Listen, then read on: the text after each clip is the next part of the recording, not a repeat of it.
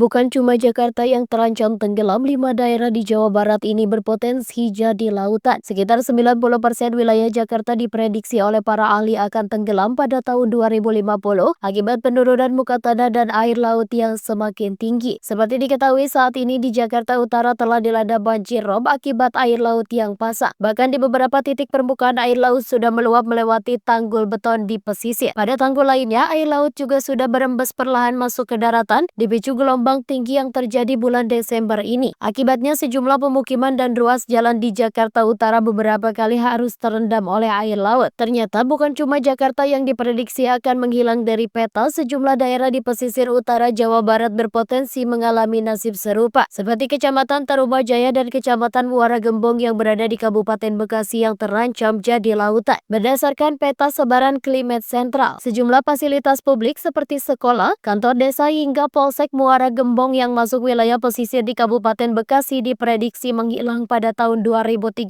Selanjutnya ada sejumlah kecamatan di Kabupaten Karawang yang diprediksi tenggelam akibat naiknya ketinggian permukaan air laut. Total ada 7 kecamatan di Karawang yakni Pakis Jaya, Batu Jaya, Tirta Jaya, Cibuaya, Pedes, Cilamaya Kulon, dan Cilamaya Wetan. Diprediksi dalam waktu antara 5 hingga 6 tahun ke depan sejumlah kecamatan tersebut tak lagi jadi daratan. Masih di pesisir utara Jawa Barat, Climate Central juga diprediksi sejumlah daerah di Subang akan tenggelam pada tahun 2030. Beberapa wilayah di pesisir yang terkena imbas yaitu Kecamatan Cilabaya Girang, Blanakan, Sukasari, Legon Kulon, Pamanukan, Pusaka Negara, hingga Patimban. Ancaman tersebut juga berdampak pada keberadaan pelabuhan Patimban yang diproyeksikan menjadi pelabuhan terbesar seperti Tanjung Priok. Lalu ada Kecamatan Sukro, Patrol, Indramayu, Kadanghaur, Losarang, Catinggi, Pasekan, Balongan, Jantinyuat, Karangampel, Kerangkeng, de Indramayu. Dalam peta yang dirilis Climate Central, ancaman tersebut terlihat sudah mengepung area alun-alun Indramayu. Daerah tersebut di Jawa Barat yang diprediksi tenggelam pada tahun 2030